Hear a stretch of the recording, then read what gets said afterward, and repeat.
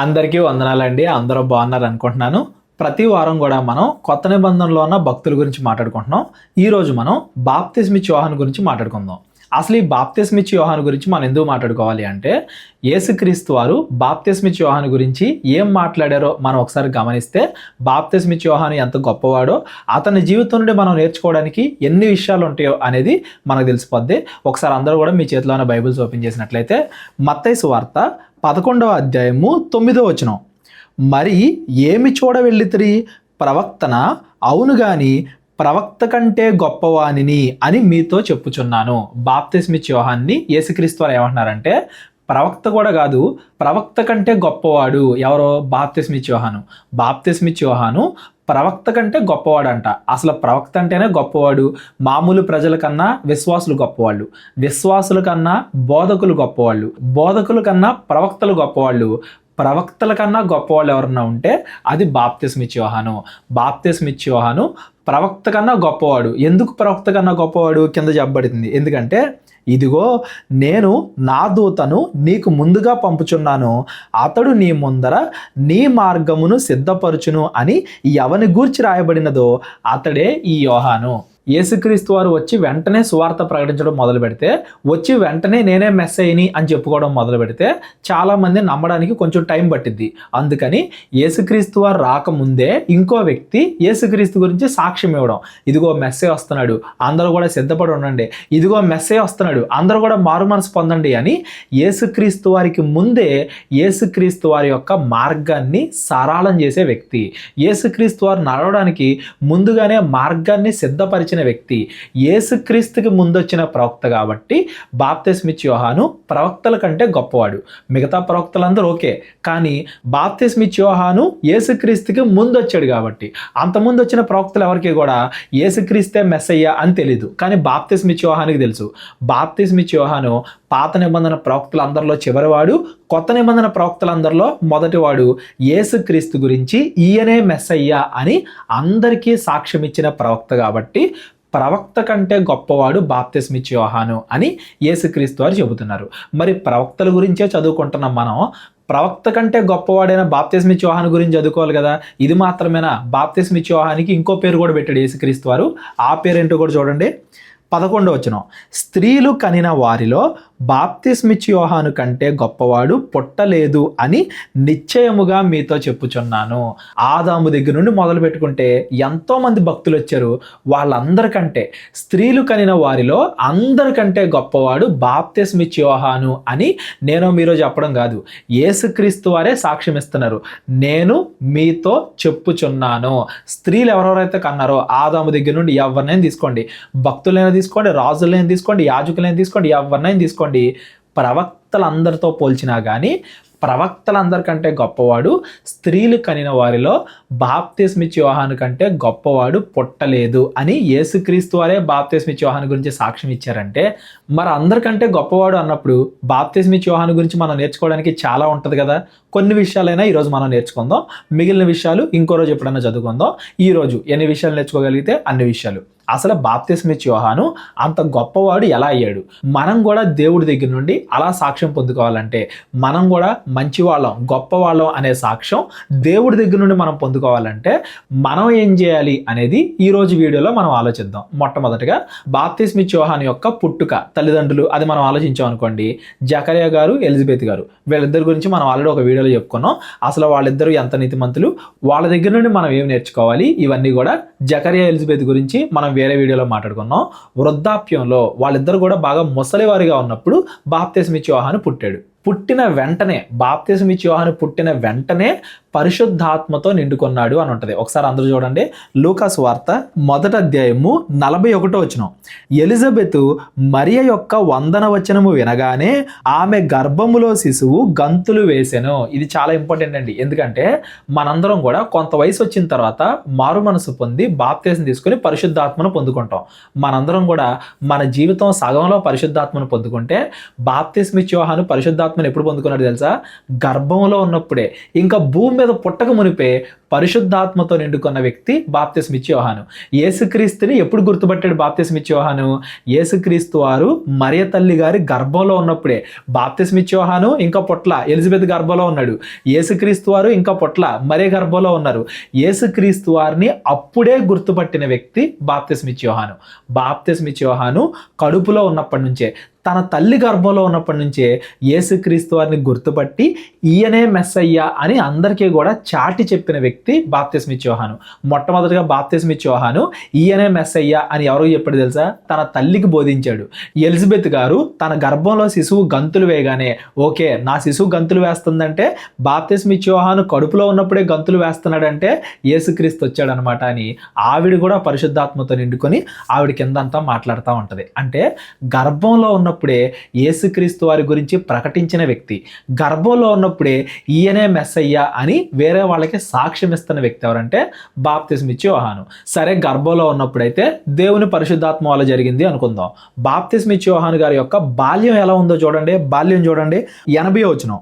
శిశువు ఎదిగి ఆత్మయందు బలము పొంది ఇజ్రాయేలునకు ప్రత్యక్షమగు దినము వరకు అరణ్యములో ఉండెను. ఈ 80వ వచనం, ఒకే ఒక్క వచనంలో బాప్తిస్మిచ్చే యోహాను గారి యొక్క 30 సంవత్సరాల జీవితం చెప్పబడింది. బాప్తిస్మిచ్చే యోహాను గారు పుట్టారు అని ఇదే అధ్యాయంలో మనం చదువుకున్నాం. ఆయనకి 30 సంవత్సరాలు వచ్చేంత వరకు ఆయన ఎలా బ్రతికాడు అనేది కూడా ఒకే వచనంలో చెప్పబడింది బైబిల్లో.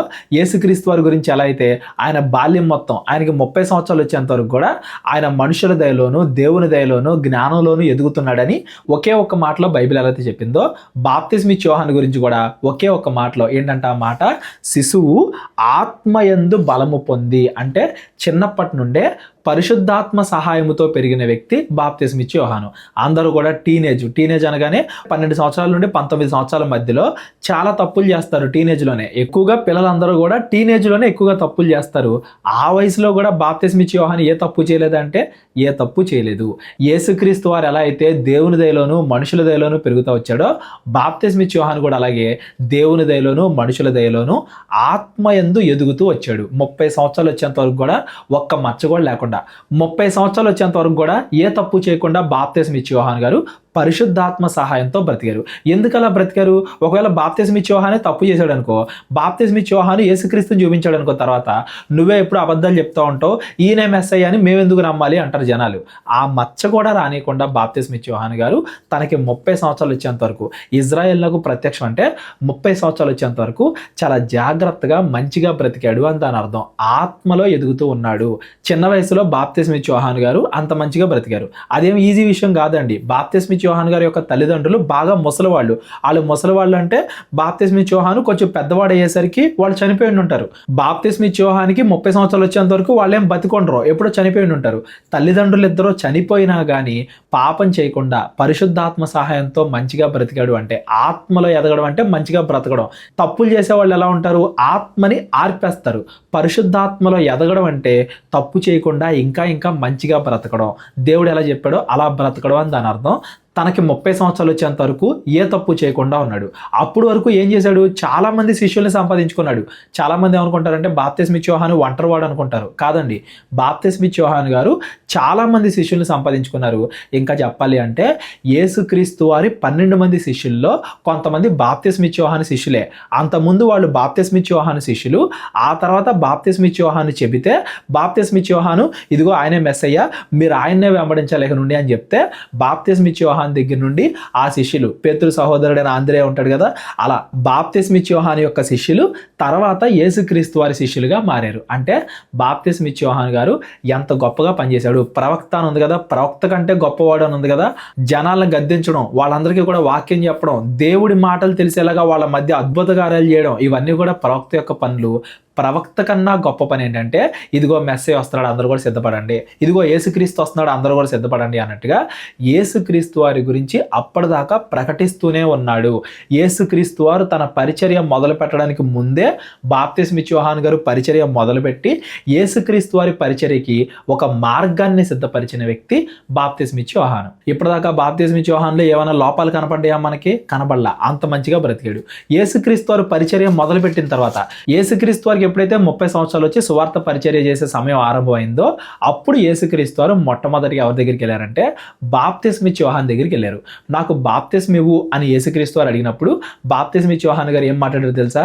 నేనే నీ దగ్గర బాప్తిస్మ తీసుకోవాలయ్యా, నువ్వు నాకు బాప్తిస్మ ఇవ్వడం ఏంటి అని యేసుక్రీస్తు వారిని అంటారు. అరే నా దగ్గర ఇంతమంది శిష్యులు ఉన్నారే, ఎంతమంది బాప్తిస్మ తీసుకోవడానికి వస్తున్నారే, ఆ సమయంలో బాప్తిస్మ ఇచ్చే యోహాను యొక్క క్రెడిబిలిటీ, ఆయన దగ్గర ఎంతమంది ఉండేవాళ్ళు, కొన్ని వేల మంది వచ్చేవాళ్ళు ఆయన వాక్యం వినడానికి, ఆఖరికి పరిసయ్యులు సద్దుకేయులు కూడా వచ్చి వాక్యం వినేవాళ్ళు. వాళ్ళలో కొంతమంది బాప్తిస్మ తీసుకునేవాళ్ళు, రోమీలు కూడా, రోమా సైనికులు కూడా మారేవాళ్ళు. కేవలం ఇజ్రాయెల్ ప్రజలు మాత్రమే కాదు, బాప్తిస్మ ఇచ్చే యోహాను గారు చెప్పే మాటలకి, ఆయన ప్రకటించే వాక్యానికి రోమీలు కూడా, రోమా సైనికులు కూడా మారి బాప్తిస్మ తీసుకోవడానికి వచ్చారు బాప్తిస్మ ఇచ్చే యోహాను దగ్గరికి. లోకాసు వార్తలో మనం చదువుకుంటాం, రోమా సైనికులు వచ్చారు, సుంకర్లు ఆ కాలంలో అందరూ ఇజ్రాయెల్ వ్యతిరేకించేవాళ్ళు, అలాంటి సుంకర్లు వచ్చి బాప్తిస్మ తీసుకున్నారు. పరిసయ్యులు సద్దుకేయులు యాజకులు వచ్చి బాప్తిస్మ తీసుకున్నారు. అనేక మందికి ఆయన బాప్తిస్మ ఇస్తున్నాడు. చాలా మందికి, కొన్ని వందల వేల మందికి ఇచ్చాడు బాప్తిస్మ ఇచ్చే యోహాను గారు బాప్తిస్మ. అంతమందికి ఆయన బాప్తిస్మ ఇచ్చాడు కాబట్టే ఆయన పేరే బాప్తిస్మ ఇచ్చే యోహాను అన్నట్టుగా మారిపోయింది. అంటే బాప్తిస్మ ఇచ్చే యోహాను గారి యొక్క పని ఏంటంటే అందరి యొక్క మనసులు మార్చి వాళ్ళకి బాప్తిస్మ ఇవ్వడం. ఇప్పుడు మనం పాపాలు చేస్తున్నాం అనుకోండి, ఇదిగో నేను పాపం చేస్తున్నాను అని నేను గుర్తించాలంటే ఎవరన్నా నాకు బోధించాలి. దావీదు గారు పాపం చేశారు అని ఎలా గుర్తించారు? నాతాను ప్రవక్త వెళ్ళి దావీదు గారికి బోధించడం వల్ల. అలాగా మనం పాపం అనే లోకంలో బతుకుతూ ఉన్నప్పుడు, ఇదిగో నువ్వు పాపం చేసావు, ఇలాగే బ్రతిగా ఉంటే నరకానికి పోతావు, మనసు మార్చుకో, నువ్వు చేసిన పాపానికి పశ్చాత్తాపడు, దేవుణ్ణి క్షమాపణ అడుగు, దేవుడి దగ్గర వేడుకో, వచ్చి బాప్తిస్మ తీసుకో అని కొన్ని వేల మందికి బాప్తిస్మ ఇచ్చిన వ్యక్తి బాప్తిస్మ ఇచ్చే యోహాను. అందుకే ఆయన పేరే బాప్తిస్మ ఇచ్చే యోహాను అని మారిపోయింది. ఇప్పుడంటే బాప్తిస్మ మనందరికి కూడా అలవాటు, చాలా మంది తీసుకుంటారు. కానీ ఆ కాలంలో అదొక కొత్త ప్రక్రియ. నీళ్ళల్లో కడిగితే పాపాలు పోవడం ఏంటి అని వాళ్ళందరూ కూడా నమ్మారంటే అప్పటికి ఇంకా యేసుక్రీస్తు వారు చనిపోయారా? చనిపోలా. యేసుక్రీస్తు వారు తిరిగి లేచారా? తిరిగి లేగల. యేసుక్రీస్తు వారి అద్భుత కార్యాలు జరిగాయా? జరగల. యేసుక్రీస్తు వారిని పక్కన పెట్టేసి కేవలం బాప్తిస్మ ఇచ్చే యోహాను మాటలకే నీళ్ళలో మునిగితే దేవుడు నన్ను క్షమిస్తాడనమాట, అది మారు మనసు గుర్తు అనమాట అని ఎంతో మంది నీళ్ళల్లో మునగడాన్ని నమ్మారు. అంటే బాప్తిస్మ ఇచ్చే యోహాను గారు ఎంత గొప్పగా ప్రకటించుంటారు అనేది ఒకసారి మీరు ఆలోచించండి. ఎవ్వరు లేరు ఆ కాలంలో, కేవలం బాప్తిస్మ ఇచ్చే యోహాను గారు ఒక్కలే ఉన్నారు. ఆయన పాత నిబంధన మొత్తానికి ఆఖరి ప్రవక్త, కొత్త నిబంధన మొత్తానికి మొదటి ప్రవక్త. ఆ ఒక్క బాప్తిస్మ ఇచ్చే యోహాను గారి మాట కొన్ని వందల వేల మంది విన్నారంటే బాప్తిస్మ ఇచ్చే యోహాను గారు ఎంత గొప్పగా పరిచయం చేశారో ఒకసారి ఆలోచించండి. సైనికులు, యాజకులు, పరిసయ్యులు సద్దుకేయులు, శాస్త్రులు, ఆఖరికి రోమా సైనికులు కూడా వచ్చి బాప్తిస్మ తీసుకుంటున్నారు బాప్తిస్మ ఇచ్చే యోహాను దగ్గర. నా దగ్గర ఇంతమంది బాప్తిస్మ తీసుకుంటున్నారే, నాకెంతమంది శిష్యులు ఉన్నారే, నేను ఇంత గొప్పవాడినే అని బాప్తిస్మ ఇచ్చే యోహాను గారు ఎక్కడ కూడా గర్వం చూపించలా. యేసుక్రీస్తు రాగానే నేను ఆయన చెప్పుల వారు విప్పుటకైనను పాత్రుడని కాను అన్నాడండి. యేసుక్రీస్తు వారేమో అంత ముందు పుట్టిన వాళ్ళందరికంటే గొప్పవాడు, స్త్రీలు కనిన వాళ్ళలో అందరికంటే గొప్పవాడు అని అంత పెద్ద సాక్ష్యం ఇచ్చాడు బాప్తిస్మ ఇచ్చే యోహాను గురించి. ప్రవక్తలు అందరికంటే గొప్పవాడు అని పెద్ద సాక్ష్యం ఇచ్చాడు యేసుక్రీస్తు వారు బాప్తిస్మ ఇచ్చే యోహాను గురించి. అలాంటిది బాప్తిస్మ ఇచ్చే యోహాను వచ్చి యేసుక్రీస్తు వారి యొక్క చెప్పుల వారు విప్పుటకైనను, చెప్పులు తీయడం అనేది ఆ కాలంలో బానిసలు చేసే పని, అందరికన్నా తక్కువ స్థాయిలో ఉండేవాళ్ళు చేసే పని. ఆ పని చేయడానికి కూడా నేను పనికిరాను, యేసుక్రీస్తు వారు అంత గొప్పవారు అని యేసుక్రీస్తు వారిని అంతగా హెచ్చించిన వ్యక్తి. యేసుక్రీస్తు వారు కనబడగానే ఈయనే మెస్సయ్య అని అందరికీ కూడా ప్రకటించిన వ్యక్తి బాప్తిస్మ ఇచ్చే యోహాను గారు. యేసుక్రీస్తు వారు చిన్నప్పటి నుండి వాళ్ళిద్దరూ ఒకరికొకరు తెలుసు, ఎందుకంటే వాళ్ళు బంధువులే కాబట్టి. అయినా కానీ నువ్వు నాకు బాగా తెలుసు కదా, నా స్నేహితుడు కదా, నా కజిన్ కదా అన్నట్టుగా చేతి మీద చేసి మాట్లాడినట్టుగా అట్లా కాదు. ఆయన చెప్పుల వారు విప్పుటకైనను నేను పాత్రుని కాను అన్నాడంటే అంత గొప్పగా హెచ్చించాడు యేసుక్రీస్తు వారిని బాప్తిస్మ ఇచ్చే యోహాను. గర్వం చూపించలా. ఎంతమంది వందల వేల మంది బాప్తిస్మ తీసుకుంటున్నారే, నాకెంతమంది శిష్యులు ఉన్నారే అన్నట్టుగా ఎక్కడ కూడా గర్వం చూపించలా బాప్తిస్మ ఇచ్చే యోహాను గారు. నేను కదయ్యా నీ దగ్గర బాప్తిస్మ పొందాలి, నువ్వు కదా నాకు బాప్తిస్మ ఇవ్వాలి, నేను నీకు బాప్తిస్మ ఇవ్వడం ఏంటి అని చెప్పి వద్దని కూడా అన్నాడు. అయినా కానీ యేసుక్రీస్తు వారు ఇలాగే జరగాలి, మారు మనసు పొందడం అనేదాన్ని నువ్వు పరిచయం చేసావు, దానివల్ల పాపాలు ఎలా పోతాయో, నేను చనిపోతేనే పాపాలు ఎలా పోతాయో అది నేను తర్వాత నెరవేరుస్తాను, మొదటగా నువ్వు మార్గాన్ని సిద్ధపరిచావు. బాప్తిస్మ ఇచ్చే యోహాను ఇచ్చే బాప్తిసానికి యేసుక్రీస్తు యేసుక్రీస్తు వారి శిష్యులు ఇచ్చే బాప్తిసానికి తేడా ఏంటంటే ఇక్కడ మారు మనసు మాత్రమే ఉంది, అక్కడైతే పరిశుద్ధాత్మ కూడా ఉంది. బాప్తిసం తీసుకుంటే మన మీదకి పరిశుద్ధాత్మ వస్తుంది అనేది యేసుక్రీస్తు వారు శిలువ మరణం తర్వాత పెట్టిన క్రియ. దానికి ముందే మార్గాన్ని సిద్ధపరిచింది. ఇదిగో అందరూ కూడా మారు మనసు పొందాలి, ఇదిగో అందరూ కూడా బాప్తిసం తీసుకోవాలి, ఇదిగో ఇలా నీళ్ళల్లో మునగాలి అని మార్గాన్ని సిద్ధపరిచిన వ్యక్తి ఎవరంటే బాప్తిసం ఇచ్చే యోహాను. యేసుక్రీస్తు వారి పరిచర్య కేవలం 3 సంవత్సరాల్లోనే అంత గొప్పగా జరిగింది. కేవలం 3 సంవత్సరాల్లోనే ఆయన పరిచర్య అంత గొప్పగా విస్తరించింది అంటే బాప్తిసం ఇచ్చే యోహాను ముందుగానే ప్రతి చోటకి వెళ్ళి మార్గాన్ని సిద్ధపరిచాడు కాబట్టి. ప్రతి చోటకి వెళ్ళి ఇదిగో యేసుక్రీస్తు వచ్చేస్తున్నాడు, ప్రతి చోటకి వెళ్ళి ఇదిగో మెస్సయ్య వస్తున్నాడు, ఆయనే మనం రక్షించేవాడు, ఆయనే పాత నిబంధనలో చెప్పబడిన మెస్సయ్య అని యేసుక్రీస్తు వారి గురించి ప్రతి చోట వెళ్ళి ప్రకటించాడు కాబట్టి ఇక యేసుక్రీస్తు వారు అక్కడికి వెళ్ళగానే ఓకే బాప్తిసం ఇచ్చే యోహాను చెప్పాడు కదా మెస్సయ్య అని, ఈయనే ఆయన అనుకుంటా అని చెప్పి యేసుక్రీస్తు వారి దగ్గరికి వెళ్ళి యేసుక్రీస్తు వారి మాటలని మారు మనసు పొందిన వాళ్ళు ఎంతోమంది. అలాగా యేసుక్రీస్తు వారికి ముందొచ్చి యేసుక్రీస్తు వారి మార్గాన్ని సరళం చేసిన వ్యక్తి ఎవరంటే బాప్తిసం ఇచ్చే యోహాను. ఎక్కడా కూడా తాను గర్వం చూపించలా, నేనే గొప్పవాడిని, నేను ఇదైపోవాలి, నేనే అది, అలా ఎక్కడ చూపించలా. యేసుక్రీస్తు వారిని చూపించడమే నా పని అని చిన్నప్పటి నుండి తన తల్లి గర్భంలో ఉన్నప్పటి నుండే బాప్తిసం ఇచ్చే యోహాను గారు అనుకున్నారు. తాను పెరిగి 30 సంవత్సరాలు వచ్చినా కానీ అదే మనస్సాక్షి కలిగి ఉన్నాడు, యేసుక్రీస్తుని చూపించడమే నా పని. ఈరోజు సేవకులు అందరికీ కూడా బాప్తిసం ఇచ్చే యోహాను గారు ఆదర్శం. గర్వాన్ని చూపించకూడదు, మనమేదో గొప్పవాళ్ళం, మనమేదో ఇదైపోవాలి అదైపోవాలి అన్నట్టుగా అనుకోకూడదు. అందరికన్నా గొప్పవాడే యేసుక్రీస్తు వారి చెప్పుల వారు ఇప్పటికైనా నేను సరిపోను అన్నాడే. యేసుక్రీస్తు అంత గొప్పవాడే తన శిష్యుల పాదాలు కడిగాడే. సేవకులకు ఉండాల్సిన గొప్ప లక్షణం ఏంటంటే తమ్మును తాము తగ్గించుకోవడం. ఇందులో బాప్తిసం ఇచ్చే యోహాను గారు మనందరికీ మాదిరి. అంత గొప్పగా తాను ఆయన తగ్గించుకున్నాడు కాబట్టే బాప్తిసం ఇచ్చే యోహాను మనుషులందరిలో కల్లా, ప్రవక్తలందరిలో కల్లా అంత గొప్పవాడైపోయాడు. భూమి మీద ఏదో ధనాన్ని ఆశించలా, నాకు ఎంత పెద్ద ఇల్లు ఉండాలి, అంత పెద్ద ఇల్లు ఉండాలి అన్నట్టుగా ఏం శరీర కోరికలు కలిగిలేడు. అరణ్యంలో తిరిగాడు, ఒంటె చర్మం ధరించుకున్నాడు. మామూలు అందరికన్నా పేదవాడు ఎలా అయితే బతుకుతారో అలా బతికారు బాప్తిసం ఇచ్చే యోహాను కానీ యేసుక్రీస్తు వారు కానీ. మనందరికీ ఈ కాలంలో ఎవరెవరైతే బోధకులు సేవకులు ఉన్నారో, యేసుక్రీస్తు వారి దగ్గరికి విశ్వాసులు నడిపించే వాళ్ళు ఎవరైతే ఉన్నారో, యేసుక్రీస్తు వారిని అందరికీ కూడా పరిచయం చేసే వ్యక్తులు ఎవరైతే ఉన్నారో వాళ్ళందరికీ కూడా బాప్తిసం ఇచ్చే యోహాను గారు ఒక మాదిరి. మనం యేసుక్రీస్తుని వాళ్ళందరికీ కూడా పరిచయం చేయాలి. మనం పరిచయం చేస్తే మనం గొప్పవాళ్ళు అవుతాం. మనం గొప్పవాళ్ళు అవ్వాలనుకుని యేసుక్రీస్తుని పక్కన పెట్టేసాం అనుకోండి, అందరూ కూడా నన్నే గుర్తించాలి, నన్నే గొప్పవాడుగా అనుకోవాలి, నేను బాగా డబ్బు సంపాదించుకోవాలి. మనం గొప్పవాళ్ళు అవడానికి యేసుక్రీస్తుని పక్కన పెట్టేస్తే అందరికన్నా అలుపులోని చెడ్డవారు అవుతాం మనం. అలా కాకుండా యేసుక్రీస్తు వారిని అందరికీ పరిచయం చేయాలి అన్నట్టుగా మనం అనుకుంటే అందరికన్నా గొప్పవాళ్ళం మనం అవుతాం. తగ్గింపబడిన వాడు హెచ్చింపబడతాడు, హెచ్చింపబడాలి అనుకునేవాడు తగ్గింపబడతాడు. అది బాప్తిసం ఇచ్చే యోహాను జీవితం నుండి మనం నేర్చుకోవాల్సిన ముఖ్యమైన విషయం. ఆ తర్వాత యేసుక్రీస్తు వారు పరిచయం స్టార్ట్ చేస్తారు. బాప్తిసం తీసుకున్న తర్వాత యేసుక్రీస్తు వారు పరిచయం స్టార్ట్ చేసినప్పుడు బాప్తిసం ఇచ్చే యోహాను గారు ఒక మాట అంటారు. ఏంటో చూడండి ఆ మాట. ఈ నా సంతోషము పరిపూర్ణమై ఉన్నది, ఆయన హెచ్చవలసి ఉన్నది, నేను తగ్గవలసి ఉన్నది. యేసుక్రీస్తు వారు పరిచయం స్టార్ట్ చేసిన తర్వాత అరే నా దగ్గర ఉన్న శిష్యులు యేసుక్రీస్తు దగ్గరికి వెళ్ళిపోతున్నారు అని చెప్పి కుళ్ళు పెట్టుకోవాలా. నా దగ్గర ఉన్న వాళ్ళు ఆయన దగ్గరికే వెళ్ళాలి, ఎందుకంటే ఆయన్ని చూపించడమే నా పని. యేసుక్రీస్తు వారిని అందరికీ పరిచయం చేయడమే నా పని. ఇది ఆయన హెచ్చవలసిన సమయం, నేను తగ్గవలసిన సమయం. ఆయన కోసం నేను మార్గాన్ని సిద్ధపరిచాను, నా పని నేను కంప్లీట్ చేశాను, ఇప్పుడు నేను తగ్గవలసిన సమయం అని బాప్తిసం ఇచ్చే యోహాను గారు అనుకున్నారు. కాబట్టే ఆయన తగ్గాడు, కాబట్టే అందరికన్నా గొప్పవాడు, స్త్రీలు కన్నా అందరిలో కల్లా గొప్పవాడు అనే సాక్ష్యాన్ని బాప్తిసం ఇచ్చే యోహాను గారు పొందుకున్నారు. స్వయాన యేసుక్రీస్తు వారే బాప్తిసం ఇచ్చే యోహాను అందరికన్నా గొప్పవాడు అని సాక్ష్యం ఇచ్చాడంటే బాప్తిసం ఇచ్చే యోహానులో ఈ లక్షణాలు ఉండబట్టే అనేది మనం గమనించాలి. తగ్గింపబడాల్సిన చోట తగ్గింపబడ్డాడు. అలాగని తగ్గించుకునే ఉన్నాడా? తగ్గించబడ్డం వేరు, భయం వేరు. ఆయన తను తాను తగ్గించుకున్నాడే కానీ ఎక్కడ కూడా భయపడలా. సైనికులు వచ్చినా భయపడలా, ఆఖరికి రాజుకు కూడా భయపడలా. ఆ కాలంలో ఉన్న యోధా రాజు తప్పు చేస్తుంటే, తన సహోదరుడి భార్యతో వ్యభిచారం చేస్తుంటే రాజా మీరేం చెప్తే అది కరెక్టో అనలా. రాజు దగ్గర ఉండే వాళ్ళందరూ, రాజు దగ్గర చాలా మంది యాజకులు ఉంటారు, సైనికులు ఉంటారు, వాళ్ళందరూ ఉంటారు, వాళ్ళందరూ కూడా నువ్వు కరెక్టే చేసేది అంటారేమో కానీ బాప్తిసం ఇచ్చే యోహాను అలా అనలా. రాజు అయినా కానీ నువ్వు తప్పు చేసావు, ఇది తప్పు, నువ్వు మానుకో, వ్యభిచారం చేస్తున్నావు అని చెప్పి డైరెక్ట్గా రాజునే గద్దించిన వ్యక్తి బాప్తిసం ఇచ్చే యోహాను. లోబడ్డాడు, ఎక్కడ లోబడాలో, యేసుక్రీస్తు వారి దగ్గర ఎక్కడ తగ్గాలో అక్కడ తగ్గాడు, ఎక్కడ ధైర్యాన్ని చూపించాలో, ఎవరు తప్పు చేసినా ఖండించాలి చేయాలి అనే ఏలియా మనసును ధరించుకొని డైరెక్ట్గా రాజునే గద్దించిన వ్యక్తి, నువ్వు తప్పు చేస్తున్నావు, ఇలాగే బ్రతికితే నరకానికి వెళ్ళిపోతావు అని చెప్పి రాజునే గద్దించిన వ్యక్తి బాప్తిస్మిచ్చే యోహాను. తన ప్రాణాన్ని కూడా లెక్క చేయాల, తెలుసు రాజు దగ్గరికి ఎదురెళ్తున్నావు అంటే రాజు చంపేస్తాడని తెలుసు. ఈ కాలంలో అన్నా కానీ రాజకీయ నాయకులు మనల్ని ఏమన్నా చేయాలంటే దొంగ కేసులు, దొంగ చట్టాలు పెడతారు. కానీ ఆ కాలంలో అలాంటిది ఏం లేదు, ఇది రైట్ ఆ రాంగ్ అలాంటిది ఏం లేదు. రాజు ఆజ్ఞాపించగానే వెంటనే చంపేస్తారు. అలాగే కదా తల్లి కూతురు మోసం చేసి బాప్తిస్మిచ్చే యోహాన్ని చంపించేశారు.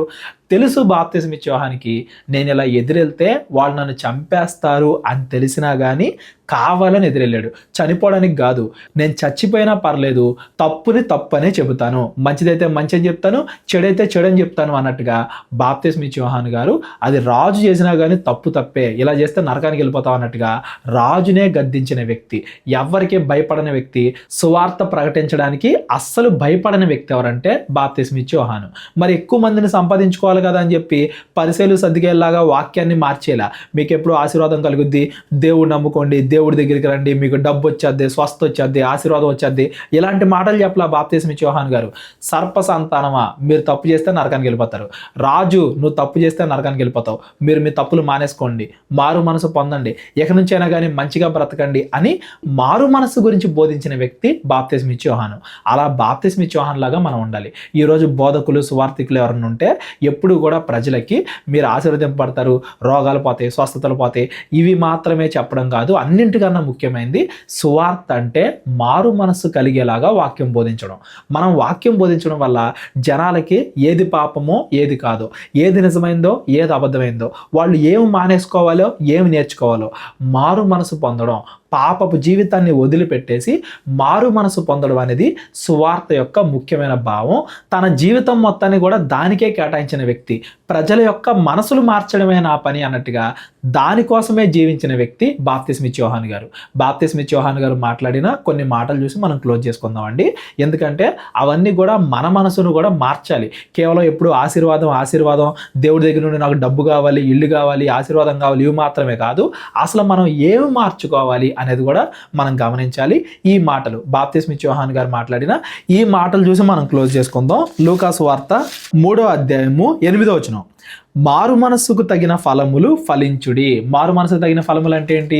మనం మారు మనసు పొందిన తర్వాత, అంటే ఇది తప్పు అని తెలుసుకున్న తర్వాత ఇంకోసారి తప్పు చేయకూడదు. ప్రేమ, సంతోషం, సమాధానం, దీర్ఘశాంతం, ఇవన్నీ కూడా ఏవైతే ఆత్మఫలాలని చెప్పబడ్డాయో అవన్నీ కూడా మనం పాటించాలి. అబద్ధాలు ఆడడం, మోసాలు చేయడం, దొంగతనాలు చేయడం, వ్యభిచారం చేయడం, వాడు నాశనం అయిపోవాలి, ఈ నాశనం అయిపోవాలి, అలా సహోదరుల మీద పగ పెట్టుకోవడం, కోపం పెట్టుకోవడం, ఇలాంటివి మనం చేయకూడదు. అవన్నీ కూడా మానేసుకోవడమే మారు మనసుకు తగిన ఫలాలు ఫలించడం అంటే దాని అర్థం. ఇవన్నీ కూడా బాప్తిస్మిచ్చే యోహాను గారు మనకి బోధిస్తున్నారు. మారు మనసుకు తగిన ఫలము ఫలించుడి. అబ్రహాము గొప్పవాడని మీరు అనుకుంటున్నారే, దేవుడు రాళ్ల వల్ల కూడా పిల్లలు పుట్టించగలడు కావాలంటే. ఆ కాలంలోనే ఇజ్రాయేలీలకి, ఈ కాలంలో మనందరం కూడా ఏంటంటే, మీరు మీ కుటుంబాన్ని చూసో, మీ తల్లిదండ్రులను చూసో, మీ ఆస్తిని చూసో గర్వపడకండి. మీ క్రియలు, మీరు మంచి చేస్తే గర్వపడండి, చెడు చేస్తే పశ్చాత్తాపడండి, బుద్ధి తెచ్చుకోండి. అంతేగాని మాకెంత వస్తుంది అంత వస్తుంది, మా నానిది, మా అమ్మది, ఎమ్మెల్యే ఇలా అనుకుని మీరు పాపంలో పడిపోకండి, వాటిని బట్టి గర్వపడకండి. నిజమైన గర్వం అనేది మన ఆస్తిని బట్టో మన తల్లిదండ్రులు బట్టో కాదు.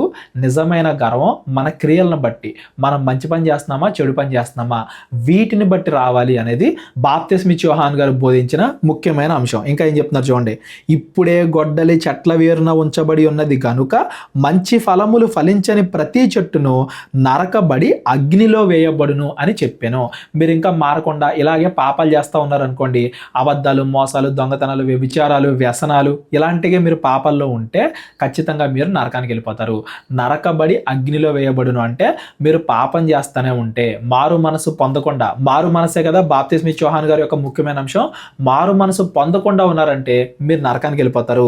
ఇలాగే ఉంటే నరకానికి వెళ్ళిపోతారు. అలాగైతే మేము ఏమి చెయ్యవలెను అని వారు అడగగా, ఏం చేయాలయా మేము, మా తప్పు మాకు తెలిసింది, ఇప్పుడు మేము ఏం చేయాలి అంటే రండి బాప్తిసం తీసుకోండి అని చెప్పి, 2 అంగీలు గలవాడు ఏమీ లేనివాడికి ఇయ్యవలెను అనియు, ఆహారము గలవాడు అలాగే చేయవలని అనియు వారితో చెప్పాను. మీ దగ్గర ఎక్కువ ఉంది, నీ దగ్గర ఒకటి కాదు వాడుకోవడానికి ఇంకా ఎక్కువ ఉంది, ఎక్కువ ఉన్నదాన్ని ఎవరికైనా దానం చేయి. నీ దగ్గర మంచిగా ఆస్తి ఉంది, నీ అవసరాలకు సరిపోయిన దానికన్నా ఎక్కువ ఉంది, వేరే వాళ్ళు ఎవరికైనా సహాయం చేయి. సువార్త ప్రకటనకి వాడు, బేదల్లో ఉన్న వాళ్ళకి సహాయం చేయడానికి వాడు, ఆపదలో ఉన్న వాడిని ఆదుకోవడానికి వాడు, అది ఆత్మ ఫలాలంటే, అది మారు మనసుకు తగిన ఫలము ఫలించడం అంటే. ఇంకా సుంకర్లు వచ్చి మేమేం చేయాలి అని అడిగితే, మీకు నిర్ణయింపబడిన దానికంటే ఎక్కువ తీసుకోవద్దు అని వారితో చెప్పాను. ఈ కాలంలో చెప్పాలంటే గవర్నమెంట్ ఎంప్లాయీలు కానీ అలాంటి వాళ్ళు ఎవరైనా ఉంటే మీరు లంచాలు తీసుకోకండి, ఎదుటి వాళ్ళను మోసం చేసి తీసుకోకండి. వ్యాపారం చేసేవాళ్ళు ఉంటారు, మీరు ఎదుటి వాళ్ళను మోసం చేసి ఎక్కువ డబ్బు కోసం మీరు ఆశపడకండి. మీకు ఎంత కావాలో అంత తీసుకోండి, మీ మార్జిన్ ఎంతో అంతవరకే తీసుకోండి, ట్రాన్స్పరెంట్గా తీసుకోండి, పాపం చేయకుండా తీసుకోండి, ఎదుటి వాడిని మోసం చేయకుండా తీసుకోండి, రూల్స్కి అనుసారంగా తీసుకోండి. అంతేగాని మీరు లంచాలు తీసుకుని అడ్జేసి ఇచ్చేసి దానివల్ల మీరు ధనవంతులు అవ్వాలనుకుంటున్నారా? భూమి మీద మీరు ధనవంతులు అవుతారేమో కానీ తర్వాత మీరు నరకానికి వెళ్ళిపోతారు. అది బాప్తిస్మ ఇచ్చే యోహాను గారు బోధించిన వాటిల్లో ముఖ్యమైనది. ఇంకేమన్నారు చూడండి, సైనికులు మేమేమి చేయవలెను అని అడిగిరి. అందుకు అతడు, ఎవనిని బాధ పెట్టకయు ఎవని మీదను అపనింద వేయకయు మీ జీతముతో తృప్తి పొందుడి అని వారితో చెప్పాను. ఈ కాలంలో చెప్పాలంటే పోలీస్ ఆఫీసర్లు అలాంటి వాళ్ళు ఎవరన్నా ఎవడి మీద అబద్ధ సాక్ష్యం చెప్పకండి, లేని నిందలు వాళ్ళ మీద మోపకండి. మనకు కూడా అప్లై వద్దండి. ఇది ఎవడన్నా పాపం చేసాడో లేదో మనకు తెలియకుండా ఆడు అలాంటివాడు అంటారా, ఏం ఎలాంటిదంట అని చెప్పి మనం వాళ్ళ మీద నిందలు వేయకూడదు. అనవసరంగా వాళ్ళ మీద నిందలు వేసి మీరు పాపాత్ములు అవ్వకండి. వాడిని చెడుగా చేయాలి అని మీరు ప్రయత్నించవచ్చు. ఇక్కడ నిజానికి చెడ్డవాళ్ళు ఎవరైపోతున్నారంటే మనమే చెడ్డవాళ్ళు అయిపోతున్నాం, మనమే నరకానికి వెళ్ళిపోతాం. ఇవన్నీ కూడా బాప్తిస్మ ఇచ్చే యోహాను గారు బోధించిన వాటిల్లో ముఖ్యమైన విషయాలు. ఇవన్నీ కూడా కొన్ని సంవత్సరాలుగా బాప్తిస్మ ఇచ్చే యోహాను గారు బోధించి కొన్ని వందల ప్రసంగాలు చేసి అనేక మంది యొక్క మనసు మార్చిన వ్యక్తి. చాలా మందిని పాపం నుండి దూరం చేసి వాళ్ళ మనసు మార్చి నీతి క్రియలకు దగ్గరగా, ఆత్మ ఫలాలకు దగ్గరగా, దేవుడి వాక్యానికి దగ్గరగా వారిని పెట్టాడు. కాబట్టి యేసుక్రీస్తు వారు బాప్తిస్మ ఇచ్చే యోహాను అందరికంటే గొప్పవాడు అని బాప్తిస్మ ఇచ్చే యోహాను గురించి సాక్ష్యం ఇచ్చాడు యేసుక్రీస్తు వారు. ఈ రోజు బాప్తిస్మ ఇచ్చే యోహాను గురించి మనం గుర్తించాల్సిన ముఖ్యమైన విషయాలు ఏంటంటే, కడుపులో ఉన్న దగ్గర నుండి చనిపోయేంత వరకు, రాజును తప్పు చేసావు, రాజును వ్యభిచారం చేస్తున్నావని రాజుని గద్దించినందుకు ఆ రాజు తలగొట్టించేశాడు కదా, అక్కడ వరకు కడుపులో ఉన్న దగ్గర నుండి చనిపోయేంత వరకు కూడా ప్రజలందరూ కూడా మారాలి, తప్పు చేయకుండా బ్రతకాలి. పాపం చేస్తే గద్దించాడు, మారు మనసు పొందాలనుకుంటే మారు మనసు పొందండి, లేదంటే నరకానికి వెళ్ళిపోతారని బోధించిన వ్యక్తి బాప్తిస్మ ఇచ్చే యోహాను. అలాగే మనం కూడా ఉండాలి. అప్పుడు మాత్రమే మనం గొప్పవాళ్ళు అవుతాం.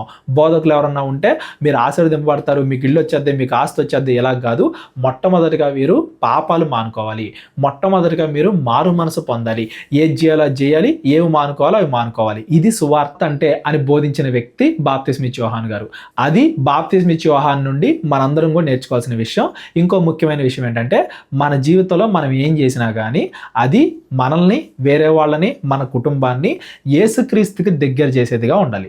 మనం ఏ మాట మాట్లాడినా కానీ, ఏ పని మనం చేసినా కానీ అది మనల్ని యేసుక్రీస్తుకి దగ్గరగా చేయాలి, మన కుటుంబాన్ని యేసుక్రీస్తుకి దగ్గరగా చేయాలి. లేదంటే యేసుక్రీస్తు గురించి తెలియని వాళ్ళకి, పరుల్ని, కొత్త వాళ్ళని, వాళ్ళను కూడా యేసుక్రీస్తు దగ్గరికి నడిపించాలి. మనం ఏది చేసినా కానీ దానివల్ల ఎవరో ఒకరు యేసుక్రీస్తుకి దగ్గర అవ్వాలి. అది బాప్తిస్మ ఇచ్చే యోహాను నుండి మనందరం కూడా నేర్చుకోవాల్సిన విషయాలు. బాప్తిస్మ ఇచ్చే యోహాను జీవితం నుండి నేర్చుకోవాల్సినవి చాలా ఉంటాయి. ఇంకా బాప్తిస్మ ఇచ్చే యోహాను గురించి చాలా ఉంది, అన్నీ కూడా ఒక వీడియోలో అవ్వవు కాబట్టి మనం కొన్ని విషయాలు నేర్చుకున్నాం. ఇంకా చాలా ఉంటాయి, అవి సువార్తల ఎక్స్ప్లెనేషన్లో కూడా నేను చెప్పాను. మరలా ఇంకో రోజు ఎప్పుడైనా కుదిరితే ఇంకో వీడియోలో మాట్లాడుకుందాం. ఇంకో భక్తుని జీవిత చరిత్రతో మనం ఇంకో రోజు కలుసుకుందాం. అందరికీ వందనాలు. ప్రార్థన చేసుకుందాం. కళ్ళు మూసుకున్నట్లయితే ప్రార్థన. మహోన్నతుడు, మహిమకు పాత్రుడైన మా ప్రియ పరలోకపు తండ్రి, కృతజ్ఞతలు దేవా, ఈరోజు మేము చదువుకున్న మాటలను బట్టి మా జీవితాలను మార్చుకునే విధంగా మేము ఏం చేసినా కానీ అది యేసుక్రీస్తు వారి దగ్గరికి అనేక మందిని నడిపించే విధంగా, మా మనసు మారే విధంగా, మా జీవిత క్రియలన్నీ కూడా గర్వం లేకుండా మీ ఎదుట తగ్గింపబడి, మనుషుల ఎదుట తగ్గింపబడి మీ దగ్గర హెచ్చింపబడేటట్టుగా మేము బ్రతకడానికి మాకు సహాయం దయచేయమని ఈరోజు విన్న ప్రతి మాట కూడా మా మనసుల్లో దాచుకొని వాటి ప్రకారంగా మేము బ్రతకడానికి సహాయం దయచేయమని, మీ చిత్తానుసారంగా మరొకసారి కలుసుకొని మరిన్ని విషయాలు మాట్లాడుకోవడానికి కృప దయచేయమని మా ప్రభు, మీ ప్రియకుమారుడైన యేసుక్రీస్తు వారి పేరిట ఈ ప్రార్థన అడిగి పెట్టుకుంటున్నాం తండ్రి. ఆమెన్. అందరికీ వందనాలు. దేవుడు మనందరినీ కూడా దీవించి ఆశీర్వదించును గాక. అందరికీ వందనాలండి. కేవలం 30 వీడియోస్లో బైబిల్ నేర్చుకోండి అనే ఎంతో విలువైన ఈ కోర్స్ జస్ట్ ₹1 మీకు కావాలి అంటే మీ పేరు, మీ ఊరు ఈ నెంబర్కి వాట్సాప్ చేయండి. ఈ కోర్సులో ఏ విషయాలు ఉంటాయో ముందుగానే తెలుసుకోవడానికి ఈ వీడియో పాస్ చేసి టాపిక్స్ అన్నీ చదువుకోండి. క్రైస్తవులందరూ ఈ బైబిల్ కోర్స్ వినాలి అని మేము కోరుకుంటున్నాం. అందరినీ దేవుడు దీవించును గాక. ఆమెన్.